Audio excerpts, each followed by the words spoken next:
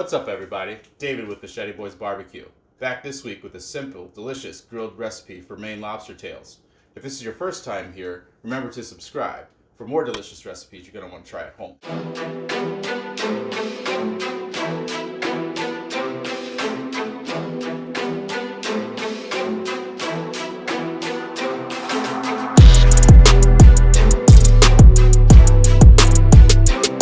Alright, so I got my box from lobsterguy.com open here.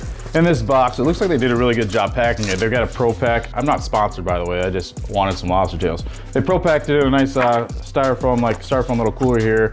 They've got a nice thank you card. That's a nice touch. Looks like a Christmas card, actually. That's also a nice touch. Cooking and handling instructions. Definitely don't need that. And more information about the lobsterguy.com. The lobster tails are actually packaged in here, and they're actually frozen. Now we've got to defrost them in the fridge, so I'll be back in about 24 hours. All right, this recipe starts with 2 cups of melted butter. What we're gonna do first is make a compound butter. So we're gonna add our melted butter to our mixing dish first.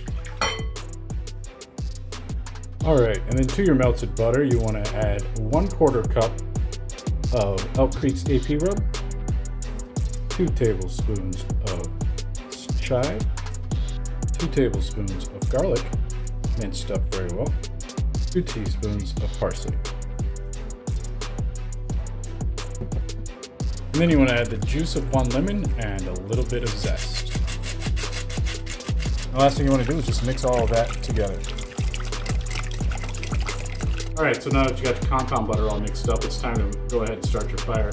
We're gonna be cooking our lobster today over direct heat. There's not really a set temperature there, you just want to make it hot. It's gonna be pretty fast.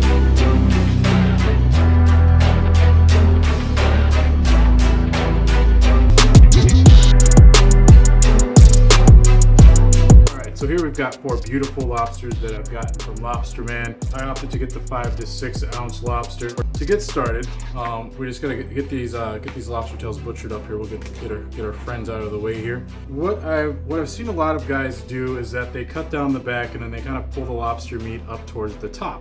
And that's a great way to cook it. If you cook it direct heat, then it's kind of convect around the lobster itself. And then that kind of meat that's sitting on the top will get done. I personally want to go today and try to have a little bit of char on the lobster as well. So instead of kind of pulling that lobster away from the sides and the rib bones, I'm actually going to cut it down the middle, split a little bit of the lobster in the top, and then insert a skewer from what would have been the lobster's body going back to the lobster tail. All right, so just grab yourself a trusty pair of kitchen shears.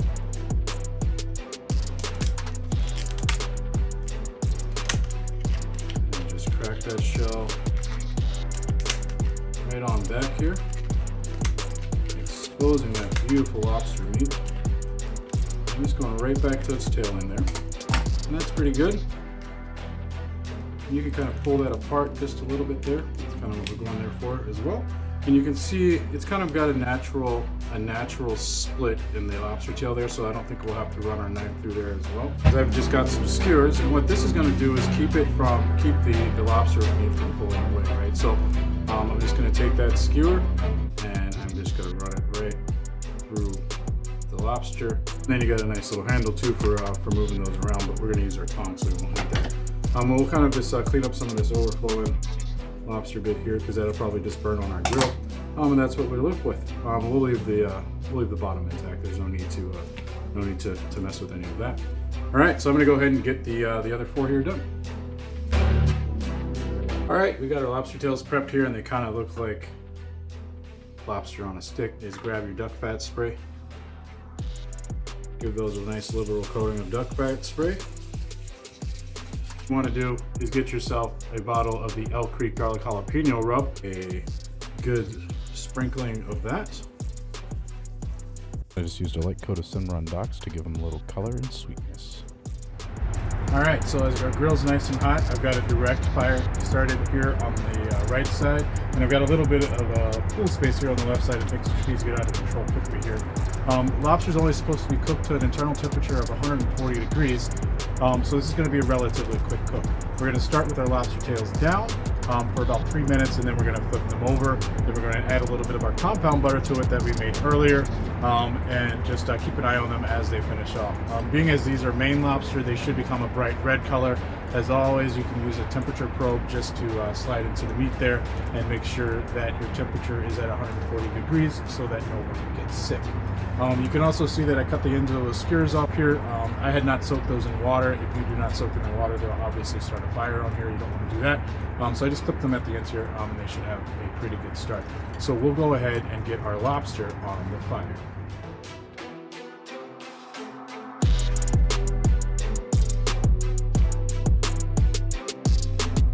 So it's been about 3 minutes. I'm just going to go ahead and give these guys a flip here. You can see we've got a nice char on the back side of those there. They're looking absolutely delicious.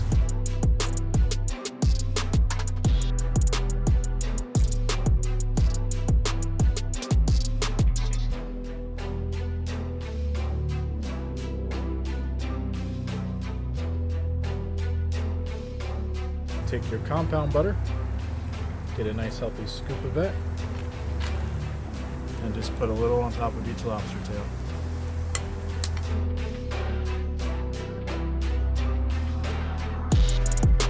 So things got a little hot, adding the butter on the direct side, my mistake.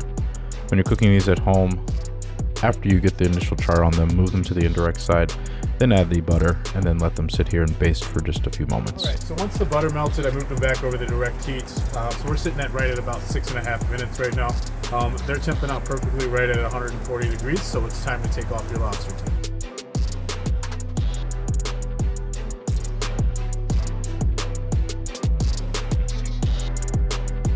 Done. They look absolutely delicious. The last thing to do is just to enjoy them.